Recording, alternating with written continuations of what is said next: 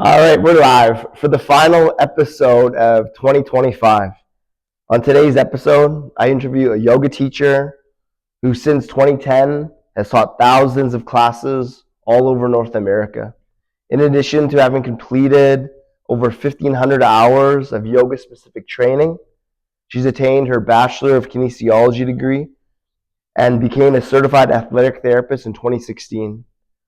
Most recently, her passion for healing and movement led her to co-founding Rogue Vinyasa, Winnipeg's newest yoga studio, with Matt Copens, one of her best friends, this past spring. Welcome to the Winner's Circle, Jessica Ryan. Thanks so much for having me. Yeah, I'm excited to have you on. I've been practicing at yours and Matt's new studio, where we're sitting in right now.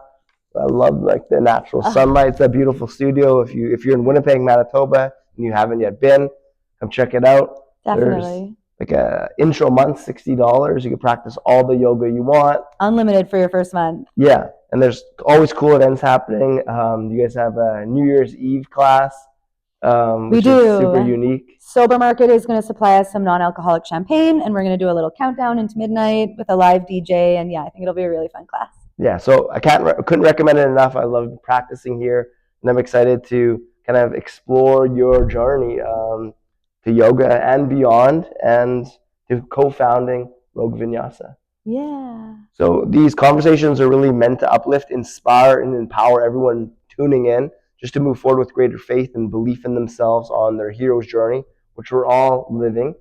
And so the first question sets us up just on a really positive note, and that's, Jessica, what you love right now about your personal world? That's such a great question. I love teaching yoga, and being able to teach yoga in a studio I own has even just created so much more freedom and so much more love for the practice. And this is a huge part of my life. Anyone that's opened up a business before, it can be all consuming. And it especially was when we were first getting open, and the construction wasn't my forte. It wasn't the best at all times, but now that we're open and the community gets to come, I love being a part of the community and watching it grow here. Personally, I guess that's kind of like business. Yoga and business is so intertwined for me. Mm-hmm. I have a super supportive partner at home, which has been really lovely. We got engaged this year, which was very exciting also. And yeah, just like you said, on the journey. Mm-hmm. So many new chapters set to unfolding now and set to unfold moving forward. Mm-hmm. And the whole yoga journey started with you in 2007, right? Way back, yeah. A while back. Yeah. Let's just revisit that origin story. Like, what brought you to yoga in 2007? So I grew up pretty sporty. I was playing basketball, volleyball, track and field, like anything I could get my hands on, I was down to move. Mm-hmm. And as a female, as we got older, there was less opportunity for group sports. So I played pretty high level baseball. I tried out for Team Canada. I was on provincial hardball teams. And there was a point in the middle of the season where enough girls had gotten married, enough girls were pregnant, that the team just kind of fell apart, which was kind of devastating at the time, because that team atmosphere was really important. That outlet of movement was really important for me. So I was searching for something to do, and that's kind of when I found yoga and immediately fell in love. Even though it's not so much a group or a team effort, there is still the community, there is still other people in the room, with the outlet of it being super individual. So I quickly fell into it. I think shortly after I did my first few classes, I did a 30-day challenge, and then was just like, it tumbleweeded from there for sure. Non-stop yoga practice since then. And then 3 years after you first started yoga, you went to your first yoga teacher training. What inspired you to do that? I wanted to learn more. That's kind of been a theme for a lot of the things that I've done. I got a little taste of it, and I was like, no, there's way more under the surface here. Like, I want to dig in. I want to learn so much more. And the yoga training was the opportunity to like really get intensive with it. It was a month-long training with after projects for the year after. Mm-hmm. But for 30 days, again, it was yoga morning, afternoon, night, lectures in between. Like, you ate together in community, you practiced together in community. And we learned a lot. in that first month for sure. Mm-hmm. And I had intentions to come back and teach. The studio I was with at the time like needed teachers. I was kind of being groomed to manage and to teach quite a bit for them. Mm-hmm. But yeah, that was just the first training I did. And even that one, it was like you learned so much, and it just kind of opened the doors to be like, wow, the more you know, the more you really don't know anything. It just shows you there's so much more out there. Mm-hmm. And then so you did your first yoga teacher training, and then you came back and you started teaching right away. Yeah. And then how long did you teach before taking a break from teaching to go back to university to pursue your kinesiology degree? Yeah, I taught for a few years. I'd say 4 or 5 years. And while I stepped back from more of the studio life teaching, I still taught quite a bit of yoga for the teams I was working with. So Okay. at the University of Manitoba, the athletic therapy degree, you do your Bachelor of Kinesiology, and then you work in a clinic, and then you work with a sports team. So I was at every practice, every game. I traveled with the team, and we would do yoga together quite often throughout my degree. Yeah. But that again was like I did a couple yoga trainings. They mentioned anatomy and biomechanics the tiniest bit, and I was just like so hungry to learn more. Yeah, Matt was mentioning that like you guys kind of had different backgrounds. Like he started off with massage therapy before becoming a yoga teacher, and then you became a yoga teacher, and then you wanted to learn more about like anatomy and the body, and then that's what inspired you. Yeah. You said to take your degree of kinesiology. Totally. I was seeing hundreds of people every week and moving with them and getting to know them more intimately and watching their bodies and how they would compensate or how they were able to do some things. And I would get asked about injuries all the time. And I feel like that's such a yoga teacher thing where you're like, hey, you get hot out the gate and you think you know a lot. And then more people ask you more and more questions. You're like, hey, wait, I'm not sure I'm actually equipped to answering these questions, right? Especially when it comes to injuries. And so that's where the athletic therapy really came in. It was like, okay, now I can assess, now I can, be able to prescribe yoga, if you will, to help people with those movement complications. Mm-hmm, mm-hmm. So you've been responsible for managing different yoga teachers, and so you've identified a problem already. You go to a 200-hour yoga teacher training. That's just scratching the surface. For people interested in delving deeper into their personal practice as a yoga student or as a yoga teacher, what do you recommend for them to go beyond that 200-hour training or beyond just the practice they do on their mat in the studio? That's a great question. And they really should be searching for, that beyond. There's always more to learn. And especially as quickly as things change, there's like always continuing education that we can dive into. I feel like my top tips on that is to follow what you're inspired by. Anatomy is great to learn, but not everybody like really wants to dive in, and there's so much there. Mm-hmm. So if it's the philosophy or if it's the stories or whatever it is, just like find what sparks you and like dive into it and go for it. I would also be really mindful as to who you learn from, because there's a lot of people out there with a lot of confidence and not necessarily the content or like the living their own practice behind it. Mm-hmm. So I think if you trust your own intuition and trust your own vibe, if you vibe with that teacher and you want to know what they know, then like pursue that and learn from other teachers. Mm-hmm. Yeah, that's great advice. And for just the student, it's important that they learn about their body, especially in some of these huge studios. Like you used to be a part of a really big studio where there's like 50 people in a class, and it's just impossible for a teacher to watch everyone and give adjustments for everyone. So people are needing to listen to their body and not create repetitive injuries, because a lot of injuries do happen from yoga if you're unaware, right? Totally. Yeah. And that was part of the intention behind creating a smaller space at Rogue. Yeah. Our capacity here is 32, which I feel as a teacher is way more manageable to give people that more individual, to help them grow in their practice.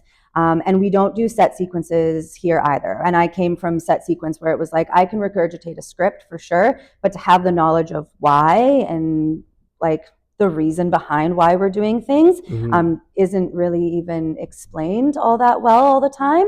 And then students, like you said, repetitive injuries, you're like, okay, I'm going to do the same thing all the time. I'm not sure why. I'm just going to repeat the motions.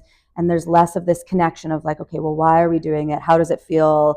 How can we adapt? Or where can we grow? Yeah, and they might not even be doing it right, and they're doing it wrong. Like, for example, chaturanga create a lot of pressure in the shoulders. There's wrist problems people cause because they're not doing the posture properly. They think they are, but doing that hundreds and hundreds of times, you're just kind of like re-aggravating, doing these micro traumas, micro injuries without anyone being able to tell you, oh no, like that's not how you do it, because there's just such big classes. That's the beauty.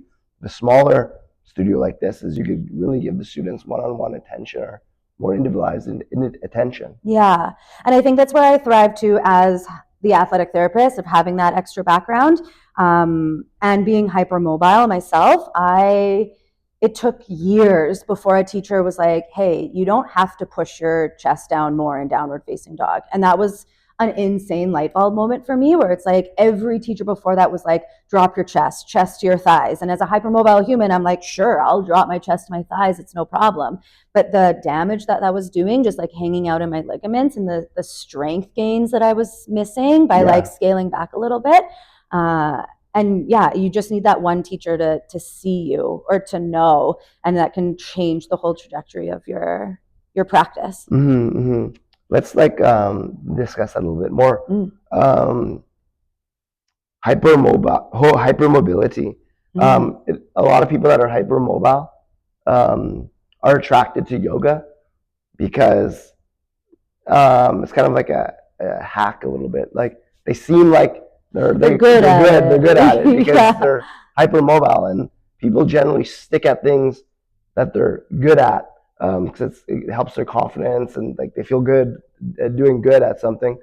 But they're relying on their hypermobility rather than creating tension and building strength. So yeah, like you are hypermobile yourself. Let's just educate the listener about this. Yeah. I think it's a really important thing. So it's so funny because that was kind of I don't know if stigma is the right word, but I came to yoga as a very mobile human. And was praised for it. Like a forward bend, cool. I can, everyone remembers that sit and reach at school, and you're like, okay, no problem. My hands are like way past my foot. And there's no push to your limit and hold. So while at the beginning it was like, oh, you're good at this, and I give quotation because it's so much more than the physical and the asana, of course. But you're praised for what your body's able to do, and then you learn about this hypermobility, and you're like, oh, I don't push to my ends like 99% of teachers are instructing me to. I have to scale back and finesse and like find the strength in it. And then all of a sudden you're not. You have to work way harder, and it's way more frustrating, and there's so much work to be done in the body awareness of hypermobility. I've worked with many clients where we're like, oh, my shoulder hurts or my knee hurts, and it's like, okay, well, notice how many times during the day your knees are clunked into the back. And I catch myself still, and as much training, as much anatomy as I've learned, I have to unlock my knees probably 100 times a day, and it's those autopilot habits that we get stuck in, and the repetitive injuries, and you're like, I think I'm doing it right, so I'm going to do it again and again and again. And you're like, to interrupt that and to shift is big work for sure. Yeah, and it's just like activating like your muscles rather than like dumping into your joints. I don't hear this all that often from yoga teachers. How do you educate this in a class? I use cues like strengthen over straighten. Like, what is straight exactly? Like, someone that's very stiff isn't going to get to that perfect line of straight. And those that think that they're straight maybe are also like hyperextended into more like extension. My favorite cue for unlocking the knees is pull your kneecaps up. And I got that from one of my teachers in Maui. It's like, can you find the strength of like grabbing those muscles and pulling that bony bit of your kneecap up versus smashing it into the back? Or like it's softening the backs of your joints, or just aware. Like, do you know how many people have been like, you're hypermobile? They're like, what? Yeah, exactly. I think it's up to every individual to really like examine their own body and their own postures, because physical yoga, asanas is unique to every body, every person. So it's it's hard to teach in a group setting. You could teach generally, but like I think the optimal yoga practice, the yoga teaching, is like one-on-one, teacher and student, Yeah. so they could like cue for your body and for where you're at. Totally. And that's true, I think, for all yoga students. I know it's true for myself, and I've heard people come up and say this. It's like, I've probably said a cue to you in a general class 100 times. But if we're working one-on-one and I say it directly to you and I show you and you feel it, Yeah. it's going to light bulb moment totally different. You're like, wow, I've never heard it quite that way. Mm-hmm. Which I think I'm going to tangent into being like, if you're a yoga teacher and you think you're saying the same thing over and over and over again, your students aren't always hearing it the same as you're hearing it. Yeah. Right? It takes a while before it sinks in sometimes, or Mm-hmm. Hits. Mm-hmm. So you've done over 1,500 hours of yoga teacher training. Who are some of these teachers you've learned from? Who are some of the key mentors and teachers in the yoga world that have greatly influenced you? Yeah. Sean Korn was one I did a training with, Vinyasa style. She inspired my love for creative sequencing. I remember she would draw little stick figures as to like what her sequences were going to look like. And I was like, whoa, you can do anything with the postures, right? There's so much creativity in it. Ryan Lear, which I already called you out on your One Yoga merge today. Ryan Lear was a big influence on me also. Did some training with him here, actually moved to Saskatoon to work more closely with him and in his studio at Saskatoon at the time. Yeah, amazing. Big fan of Ryan Lear. And then he had sent me to train with his teachers on Maui. So Eddie Monestini and Nikki Doan. Yeah. Nikki Doan is another vinyasa teacher that I still work one-on-one with quite often. Zoom, of course. I don't get to Maui that often, unfortunately, but she's been a huge influence in my vinyasa journey. She trained with both Iyengar and Patabi Joyce. So it's nice to have like that Iyengar and Ashtanga, and then kind of like the best of both into the freedom of vinyasa. Mm-hmm, mm-hmm.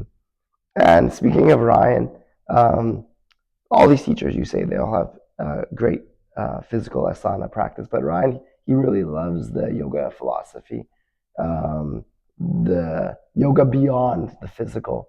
Yeah.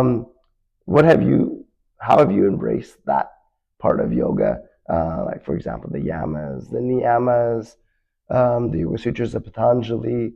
Yeah, like what interests you about yoga philosophy beyond the asana? Yeah, I think quite quickly from the first time you read a bit, or the first time I did a yoga training, it just kind of naturally infused into how I live my life. Like the practice of non-harming. I mean, I haven't eaten meat in a really long time. I work my best to, like if we're all one, if we're all, this spark of light that we get to maybe live each other's lives, like I'm going to try my best to be the better version of myself in all of those interactions, and be as non-harming as I can in any interaction. I mean, we can go through all of them, but it's like it really is a lifestyle. It's so much more than the physical practice. I think the physical practice really opens the door to, get to know yourself better and how you treat yourself, and then how you treat yourself and how you react with others out in the world. For sure. And like a big purpose of yoga is to prepare you to sit and to meditate. And meditation is a huge part of your personal practice, right? So what is meditation to you? I say this in class very often. I'm neurodiverse, so I have a lot of thoughts a lot of the time.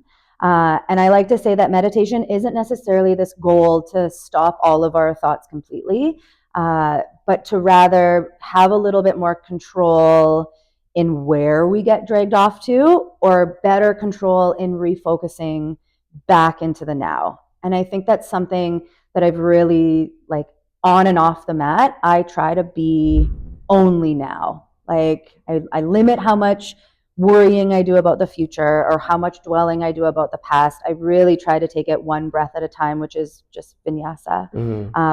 Or like one thought. When one thought at a time, can I let that one go? Can I create more and more space in between the thoughts? Yeah, that's incredible. And yoga helps us bring awareness to that so much. That's something that I'm very grateful for in my personal practice, yoga and meditation. Yeah, me So too. we've talked about some of the mentors and helpers that you've met in the yoga world. Sean, Eddie, Nikki, Ryan Lear. How about in the non-yoga world? Who have influenced you greatly on your path? Who were they? And what were your major takeaways learned from them? Yeah, there was a teacher in university. Her name is Jackie. She was so inspired and so caring. And she is a name that would pop up for me that was like, she treated everyone with kindness. She wanted everyone to learn. There was like no tricks. There's no trying to fail. She like was very supportive, and she not only taught anatomy, which I'm a huge nerd for anatomy. So people that know a lot about the body, I'm just like, I want to know a lot about the body too. Yeah. But she was also the behind the scenes support, as like organizing and shuffling everyone around and making sure that this small group of humans like all graduated, which I really appreciated because it was a very intense program.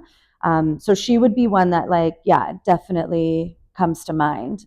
I think majority of my inspiration though has been in the yoga sphere. I think yoga's just supported me so much and really changed my whole life and my whole trajectory, and obviously my business, my career, my love, my passion, my how I keep my body moving. It's hard. The list of other humans outside of that are, I think, a little smaller. Yeah, and a big part of what you and Matt are creating here at Rogue Vinyasa is community. And community is what keeps people going to yoga and invested in yoga.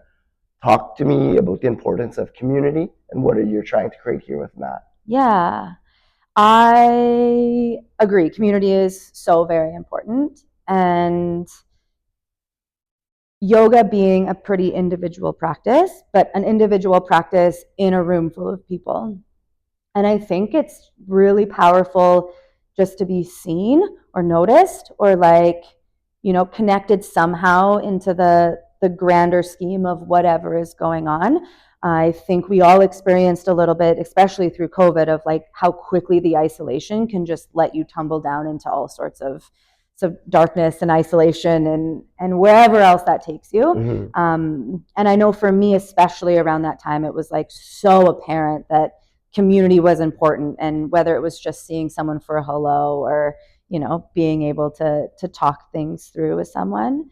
So Rogue, we have a very community forward, like our goals of our whole business, and it so quickly just jumped off. Like people meet people here, people find friends that they haven't seen in a long time, make new friends here.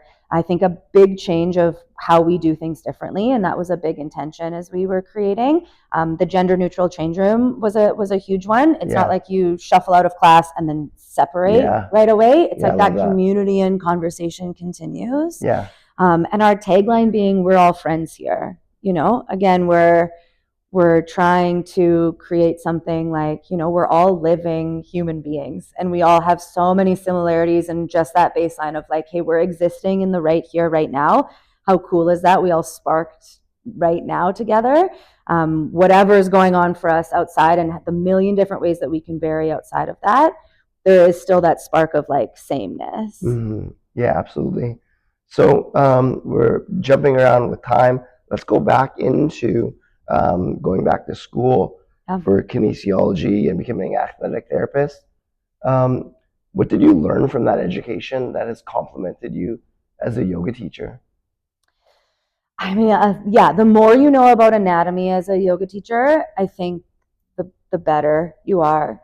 Same with the biomechanics, like how our joints move, how they're put together, how we can vary at a skeletal level, even how we can vary and how that might represent in what you're seeing in your students. I know I walk into a class and even before I say anything, I'm looking at people lying down and you can see like, are their hips open, or is one more open than the other? Can you see a shoulder lifted up? Like, you can see quite a lot just by looking. And I think my degree really helped me like curate that seeing that I have of a class.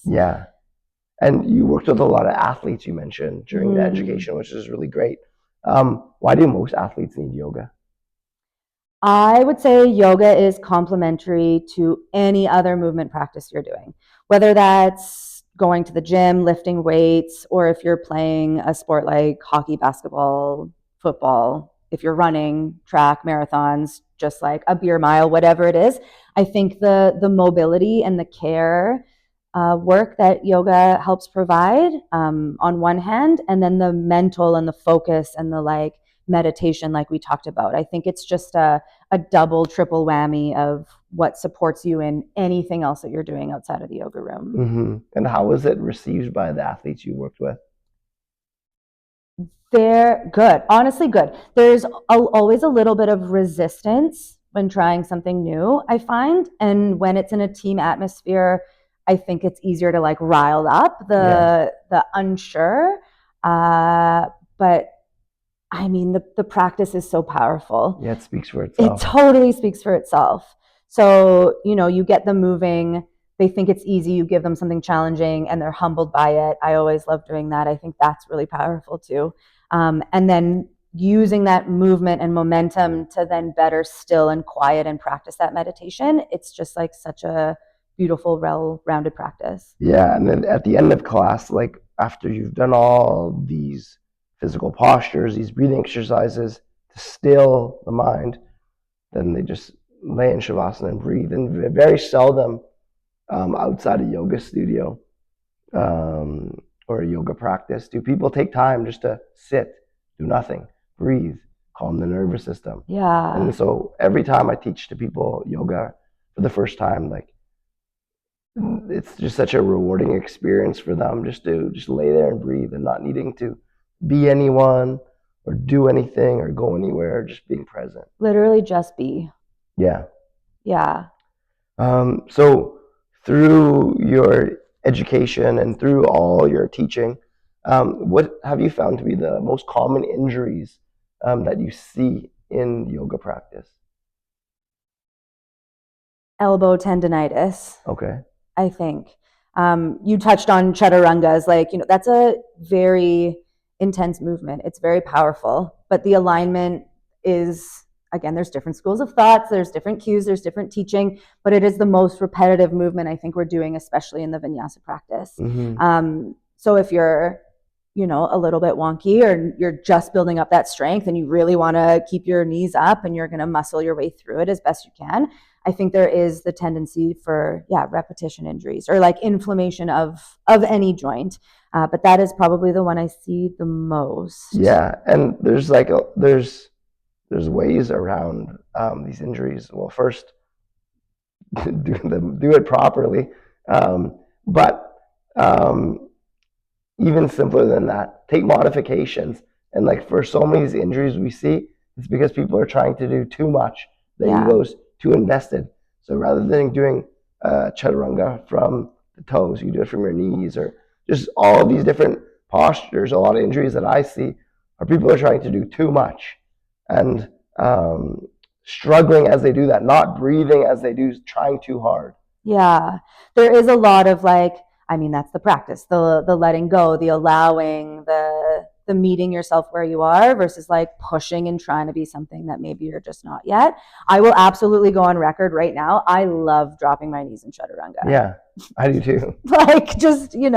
And it's funny. And I fight it with props too. It's like we have all these beautiful props and supporting doesn't make your practice less than. It's going to allow you to get better, go deeper, whatever it is. But like you have to battle the ego a little bit, which again, yoga is great for. But when you're new and you want to be the best and you think it's aesthetic and you like have to make it look a certain way, there's some learning, there's some road bumps there for sure. Yeah, and it's like sometimes it's like a fight to get people to use props because they think like a prop means like it's like training wheels, like you're a beginner, but like props. No, I love props. And I guess I didn't always use it either. I was that person before too. Yes. And so sometimes, and I'm sure you were as well, sometimes you need to learn from your experience and from your injuries to realize, I don't need to be trying so hard. I don't need to be doing so much. We can totally tangent into a whole bunch of injuries, and I feel like we might, but they're so humbling. And injuries have so much to teach you. Yeah. Because chances are you immediately go to the bigger muscle movements. And then those aesthetic muscles, let's call them, get bigger and stronger. But then you miss those like tiny stabilizer, no one sees, like the nitty gritty type rehab strengthening. Mm-hmm. And an injury is going to force you to go back to the beginning and build the stable foundation to then be able to do those bigger, stronger movements in a more safe, secure kind of way for the joints. Yeah. So I think that's part of the yoga journey of like, you're going to have to fall. You're going to have to injure yourself. You're going to have to figure out what it feels like, how you can adapt to then just appreciate your joints that much more after the fact. Yeah, no, I agree. Sometimes we need to learn by falling.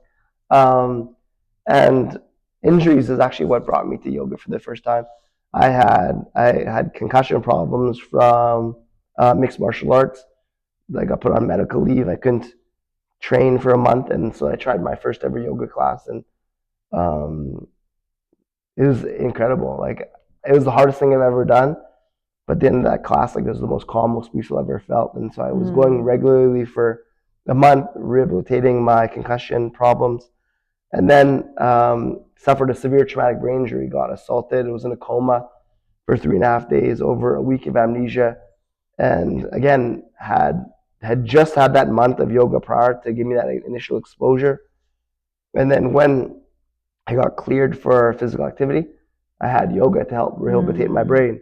And you have also experienced with a brain injury, suffered a year after you graduated from your University of Manitoba Bachelor of Kinesiology and became an athletic therapist in 2016. A year later, you're riding your bike and got hit by a car and suffered a brain injury yourself. Yeah. So let's delve into that and how yoga helped. Yeah.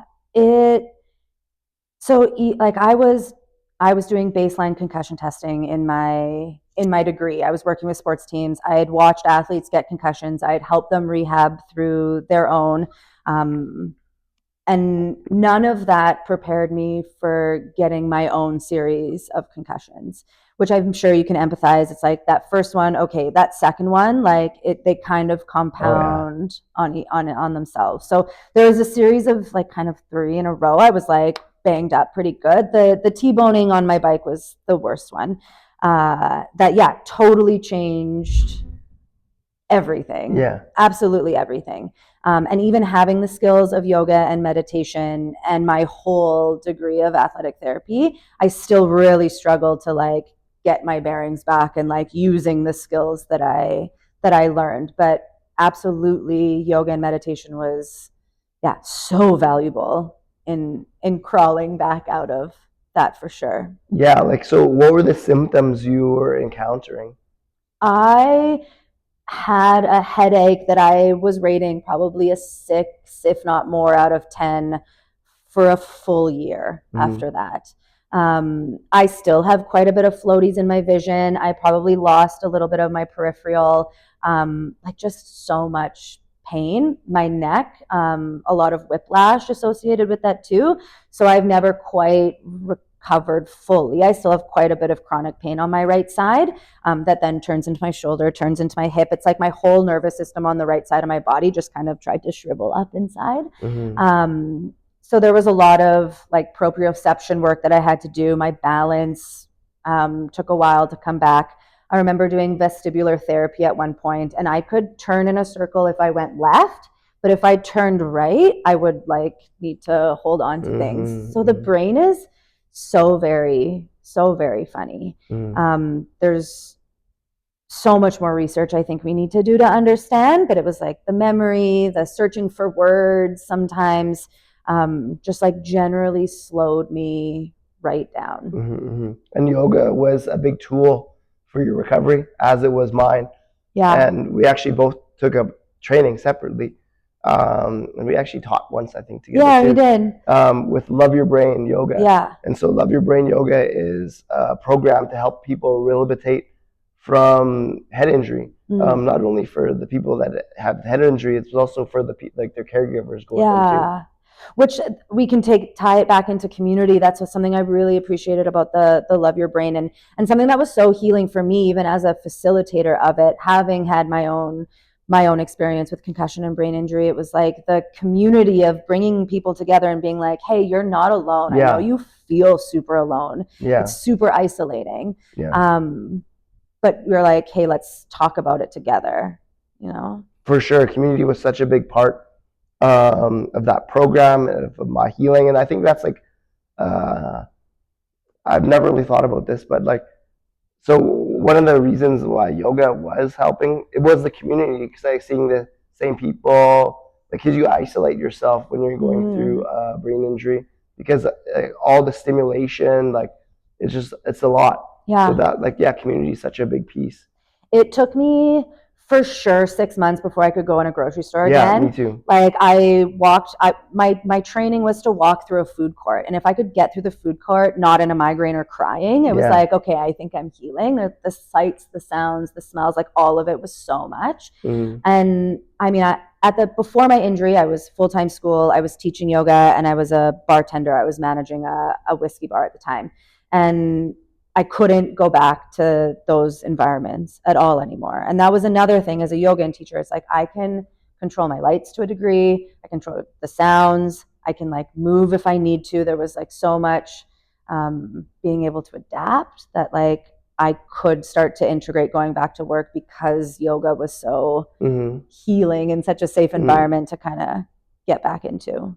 For sure. And it, like, for my healing, at least, like, it definitely just wasn't only yoga. Yoga was a big piece, but it the situation forced me to just really delve deep into my self-care, mind, body, spirit, in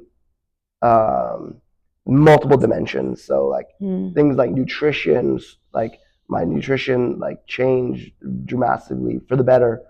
Proper hydration, journaling, counseling, going out in nature, just so many amazing self-care tools were gathered on that path of recovering from my history with brain injury.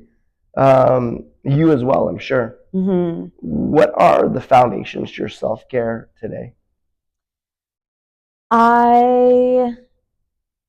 Probably something that I learned through the experience. Again, injuries are humbling. Injuries have a lot to tell you, especially concussions and brain injuries. I have so much more care for myself just at a baseline. Like I have so much more like prioritizing rest, I think, is something that's really threaded through really powerfully. It's so the pressure of doing more, and you know, there's always something more to do, and there's always more money to make, and there's like always just more, I think, is such a society pressure that we all feel, if not consciously, subconsciously. And I think rehabilitating and working through that, it was like really removed me from that for that full year. I didn't work at all to be like, okay, there's definitely a limit, and I'm more aware, I think, of that limit for myself. Where that's maybe the general theme of like, okay, you don't always have to be doing more, and it doesn't always have to be the same every day. Like I really let every day look a little bit different, because even in the, you know, the journaling is great and the yoga is great, but everything has a limit in which it becomes like too much or almost harming, right? If everything's a spectrum, you can always take something a little bit too far. I think that's my main self-care across the board, is like, you know, a little bit of this, a little bit of that, but trying to find the middle of the extremes of nothing or too much. Because you get dependent on things, and that happens with yoga too. Some people just get too obsessed with it, and including me, and like there's consequences. It leads to injuries.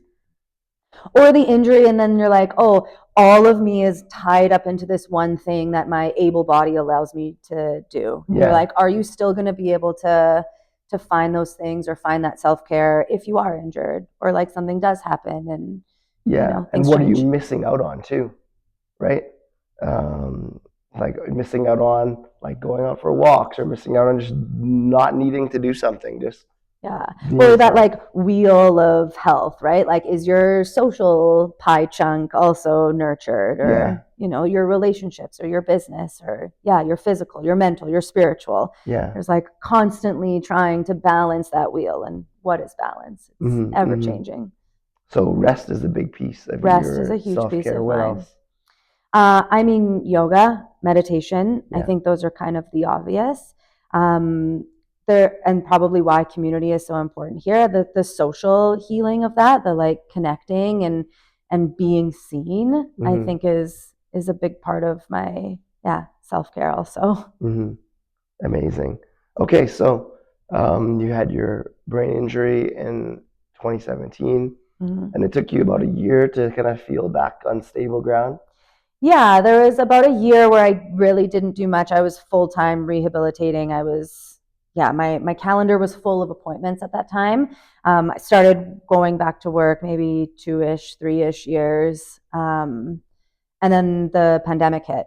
Hmm. And so again, it was kind of this like re traumatizing type era Yeah. where you got back into isolation. And So how did that impact you? Were you teaching yoga or were you doing athletic therapy or both? I was doing a little bit of both. The one-on-ones really slowed down because people were so very afraid. I was teaching yoga, but it was more online at that time, um, which was okay. But Hmm. again, I'm the tangible, seeing people and the energetics of like being in a room and hearing the breath. It was hard as a yoga teacher, I found, to like just be online. I Hmm. didn't feel that same sense of community. Hmm. Hmm.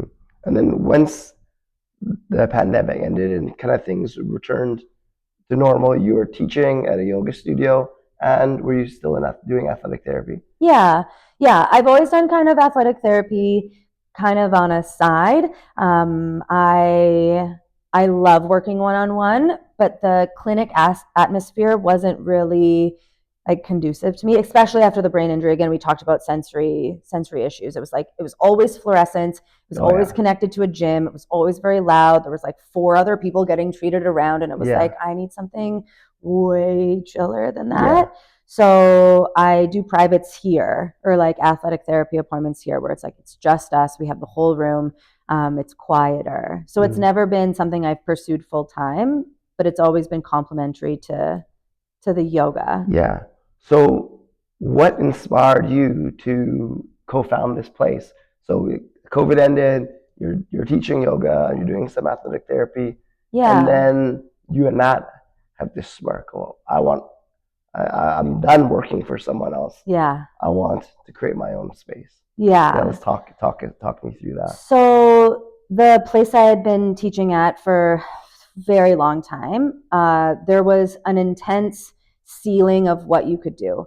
It was a set sequence. There were so many rules. It was very much just like regurgitate the script, don't change. Yeah, it's very corporate. Very corporate. And they actually had like a bank takeover. And so it gotten more and more corporate over the years. Yeah. And I was flourishing in my creative sequencing and gaining my own community. And I felt as though the people I was working for was very threatened by that. Yeah. And so we had parted ways. Yeah. And I wanted to create something where we let teachers flourish in what they were learning and what they were inspired by. I didn't want it to be the same all the time. I wanted to also create a safe space where the students could then flourish and do something different. And there's so much to learn. Why would we only do the same, however many Yeah. postures, right? Yeah, I agree. And so I was already doing some pop-ups on my own, and creating some workshops. And so when I broke ties with the studio that I was working for, continued to do those pop-ups, and Matt very quickly joined me in those, and we created some really fun like do yoga anywhere type experiences. And it didn't take very long. I think the first class we did together was a warehouse. We made people walk up 7 flights of stairs. It was like nothing. It was literally just a warehouse floor. And we packed almost 100 people in there for a solstice or a spring equinox class. Yeah, amazing. It was awesome. It was so fun. The vibes were great. Again, the community of like, oh, I hadn't seen people in a while, like the hugs, the friends. It was very, very fun. And it kind of was like 1, 2 every month after that. And it was very quickly that people were like, I want to practice with you all the time. Or like, I want to see these people more often. Or this community needs to gather more often. And hosting events and finding a spot and getting the insurance. And there's just like so many more moving pieces. And we had done it so many times that we're like, we can do this. Like we had gained the confidence of like, you know, we can do hard things. We can create things. We can make this happen. There's a want for it. And so it turned into not just finding a new spot to pop up. It was like, let's find a spot that feels like home. Yeah. That we can, you know, practice every day. Mm-hmm. And where did fear come up in this process? I talked about with this Matt in my episode with him. Where did fear play a role? Like, did you have any fear of like For sure. starting your whole new place? Yeah. And what did you do? How have you used fear as an ally then and just throughout your whole journey? Yeah. One of my favorite mantras, let's call it, is feel the fear and do it anyways. Mm-hmm. I say that a lot when we're practicing inversions. It's like, yeah, going upside down is scary, but sometimes you have to break through that cognitive fear and like you're actually okay on the other side. And I think that physical practice helped prepare me for the like, okay, I'm gonna feel some fear about this. Like I borrowed more money than I thought I would ever borrow, or you know, especially surviving COVID, it was like, don't get a brick or mortar business. Like it could shut down at any time. Like why would you pick up some rent? And there was a lot of people that had a lot of like, you know, don't do it kind of attitudes. Yeah. But if I'm being honest and where I was at and like the community that we were already building and my absolute love for hosting yoga classes, it felt relatively natural and like a progression that just kind of kept going. Mm-hmm. That I definitely felt fear along the way, but it also felt correct the whole way through. Mm-hmm. And I think it like, I like how you said that about like tied fear with inversions, or just different yoga postures breed fear. But the more we step into fear and get in those reps of facing our fear, the easier facing our fear becomes in the future. So all your reps previously of becoming a yoga teacher, going back to school, doing these inversions, like all these minute reps you've put in, like kind of inoculated you to have greater resistance to when you have to take like the big leap. And I love that. Yeah, it's practicing moving through fear. And you're right, going back to school was scary, or, you know, quitting my job to do a yoga teacher was training, or, you know, taking 2.5 months to go hang out on Maui. Not that scary, but still you're like, okay, there's reality. There's people that have things to say. Yeah. I'm going to do this anyways. Yeah. Definitely helped me prepare for the general trajectory of, the scariness of waiting to open up your own business. Yeah. Definitely. I was blessed with a lot of support, though, also. The community, again, I'm going to keep shouting out the community. They were incredible, and I could watch it grow even before we got to open our doors, which was so blessed. Because it wasn't easy, that's for sure. Yeah, so let's just kind of trace it back to you guys opening those doors. So that was like, I think, April like 31st or April 30th? Yeah, so we were told that we were gonna, so there's just like so many delays and so many waits. We got the keys to this place in September, but the city made us wait so long before we could start construction, and then construction always goes long, and then the city makes you wait again. So I remember waiting all April. They were like, you're gonna open in April. And I was like, I'm telling people we're opening in April. And it was like the 28th, the 29th, we still weren't able to open, so it was the very last day of April that we got to finally open our doors. Yeah. So that must have been really frustrating, like thinking like you're gonna open in September and then it not happening for like 6 months later. Yeah, quite a few months. Yeah, like explain that, like what was going on through your and Matt's head. Matt and I would come here, and before we did all of this work, it was a cement block. Like there were no walls. The windows were here, but it was cement floors, plain ceilings. And we would come and we would practice in the dust of it, and just like try and put the sweat equity into it right away, or like try to get the good yoga vibes going in the space right away. And I think our friendship and us being able to do that really helped us survive the darkness of the winter of really just waiting, or the uncertainty of like, okay, we've picked up a lot of debt, we've picked up a lot of bills, we would like to start rolling with it, but like we have so many hoops we have to jump through first. Yeah. But I think having each other was like, yeah, invaluable at that time. So why do you guys make good partners for this space? How come you guys work so well together? We do just work so well together. I think we have a baseline of like so much love for the practice. Yeah. And the baseline of like wanting to know more and increase our knowledge. And I think we're both just so passionate about the community. And then where I lean into, like, I'm a little bit more of the social media, or the like going out and searching for new events, and Matt is so good at the back end and the computer and the email. Like, he's the one that's going to email you about your membership. And I think we just naturally gravitated into like what we were good at and what we were inspired by, and that kind of just like Venn diagrammed covered it all. And then just being friends outside of the yoga world too. Like, you'll probably catch us on a dance floor. I'm always front and center when Matt's DJing. Like, it's just really worked. Amazing. So now that it's up and running, what's your vision for this space moving forward? I mean, it's already grown so much. I just want to continue to watch it flourish. I mean, we're already well on track to be Winnipeg's premier yoga studio. Like, if you want to learn about Vinyasa, you're going to come to Rogue. And I think eventually, we are already starting, like, we meet with a couple teachers bi-monthly right now. It's starting, but we're like, okay, let's all together, Winnipeg as a whole, let's up level our yoga world here.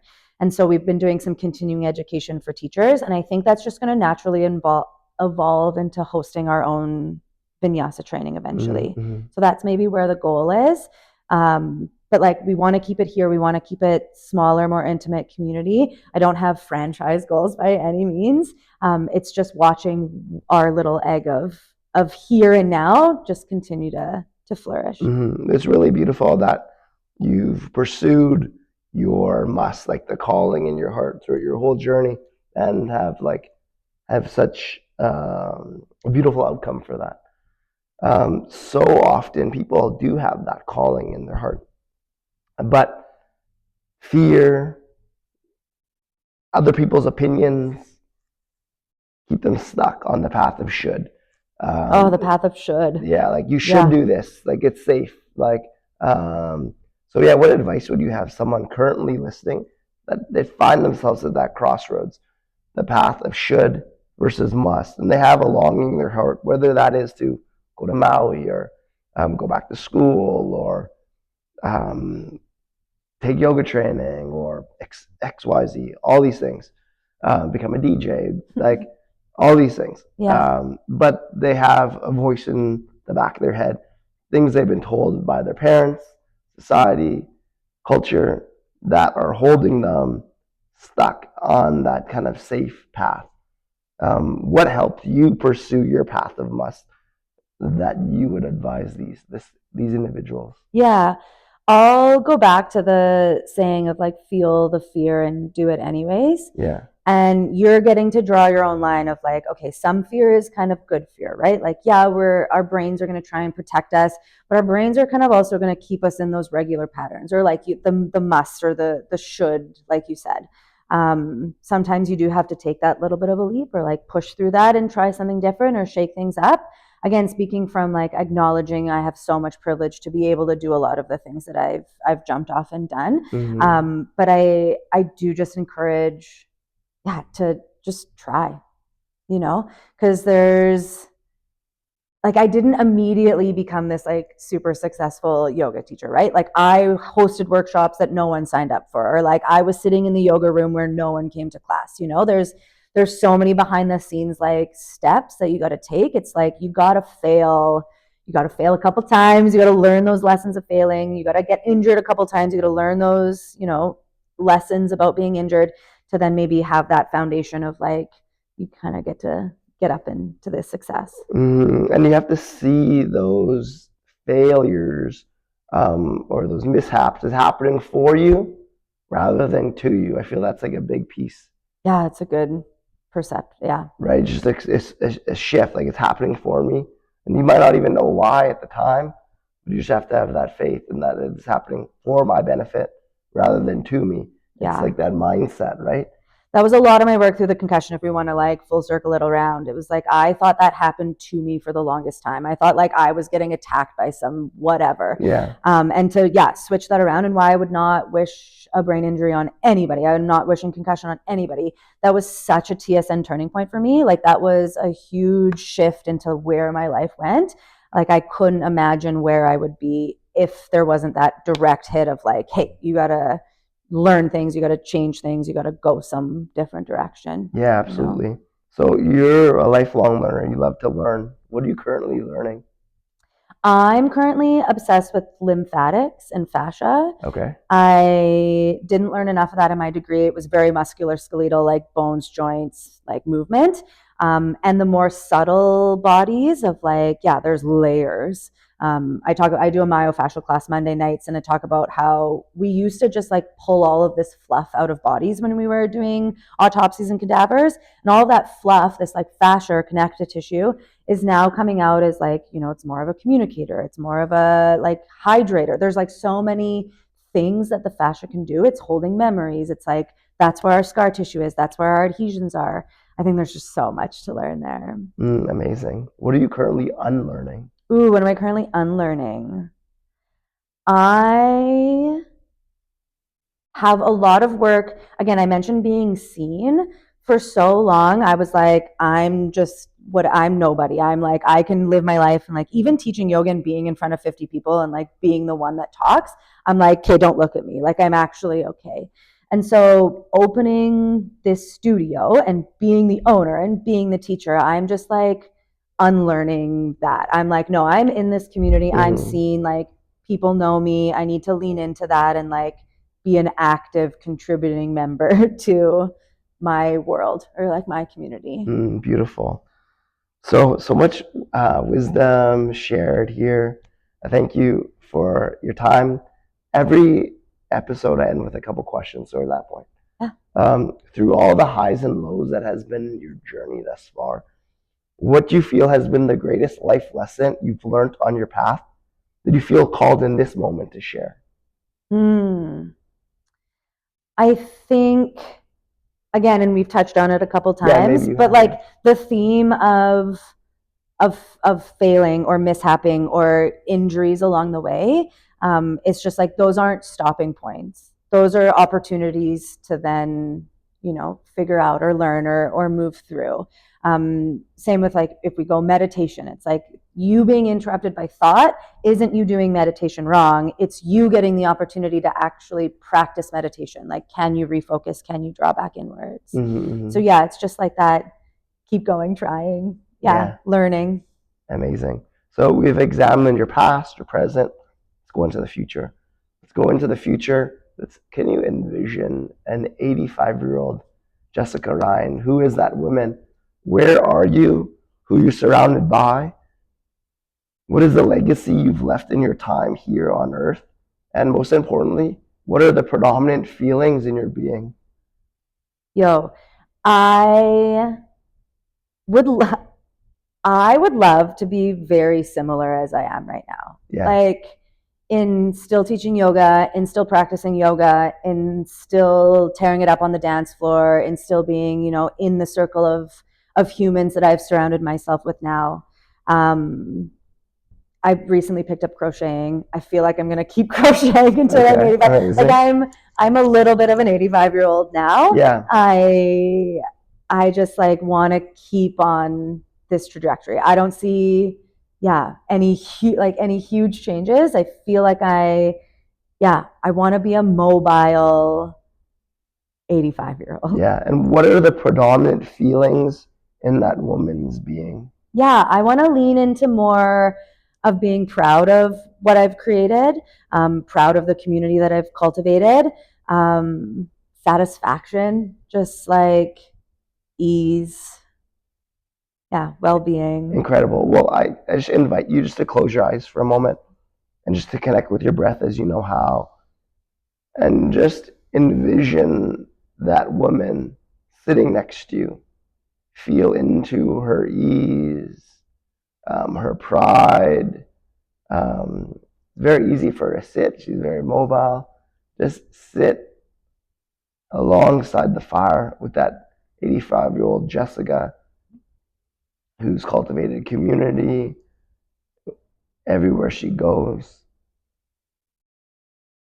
Sit with her, breathe with her, delight with her. And then I'm going to bring you back to this moment here and now. And that 85-year-old woman, she whispers something in your ear as you come back. What does she say to you?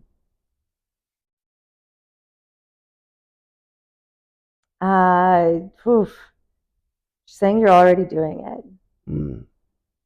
Yes, you are.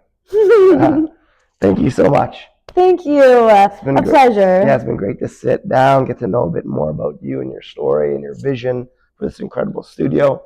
Any last closing words for anyone still listening? I mean, anyone listening, come try a class. Like, get down here. Yeah, let's go. Let's move together. They can find out more about your studio at roguevinyasa.com, on Instagram, Rogue Vinyasa, and your personal website, Jessica Ryan Yoga, and on Instagram, same thing, Jessica Ryan Yoga. Yes, please connect. Say hi. Thanks a lot. Thank you.